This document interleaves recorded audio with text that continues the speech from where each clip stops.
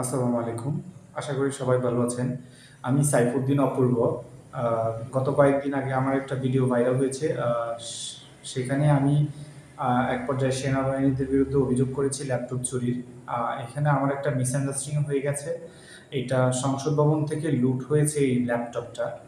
তো লুট হওয়ার পর একজন সেনাবাহিনী সদস্য দেখেছিলেন। তো এখানে রাষ্ট্রের গুরুত্বপূর্ণ তথ্য থাকতে পারে বলে তিনি এই ল্যাপটপটা তিনি নিয়ে নিছেন। এটা উদ্ধার করে তিনি দিবেন। জমা দেওয়ার আগেই কেউ একজন ভিডিও করেছে, আর সেটা দেখে অনেকেই ভুল বুঝেছে বাংলাদেশ সেনাবাহিনীকে। আমিও সেই ভিডিও দেখেই ভুল বুঝেছি। তো আমি যখন তথ্য যাচাই করে জানতে পেরেছি যে এটা সেনাবাহিনী আসলে চুরি করেনি, এটা চুরি হওয়া ল্যাপটপ উদ্ধার করে এটা দেওয়া হয়েছিল।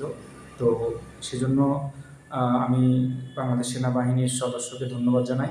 আর আমাদের এই মিস্টেক হওয়াতে সেনাবাহিনীর ইমেজ নষ্ট হওয়ার সম্ভাবনা তৈরি হয়েছে। তো এই জন্য আমি আন্তরিকভাবে দুঃখিত। আমি সেনাবাহিনীদের কে যে অভিযোগ করেছি সেটা আমি প্রত্যাহার করে নিলাম। আমার যে বক্তব্যে আমি বলেছিলাম যে সেনাবাহিনী ল্যাপটপ চুরি করেছে, আসলে আমি এই জন্য আমি আমার বক্তব্যটা তুলে নিলাম। আমি আন্তরিকভাবে দুঃখিত।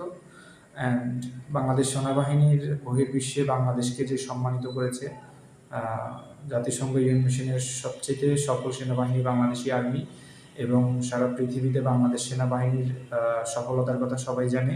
সেয়েরা লিওনে বাংলাদেশ সেনাবাহিনীর সম্মানে তাদের রাষ্ট্রীয় ভাষা বাংলা করেছে। তো বাংলাদেশ সেনাবাহিনীর অবদান এই জাতি কখনো ভুলবে না। আমি নিজেও তাদেরকে শ্রদ্ধা করি, ভালোবাসি। তো সেনাবাহিনীর সদস্যদেরকে বলবো, আপনারা আমার বক্তব্যে বা আমার কথায় কষ্ট পেয়ে থাকলে আমাকে ক্ষমা করবেন। আমি আসলে এটা বুঝে বলিনি, আমি ভুল বুঝেছিলাম। সেজন্য আমি আন্তরিকভাবে দুঃখিত। আমাকে ক্ষমা করবেন। আসসালামু আলাইকুম।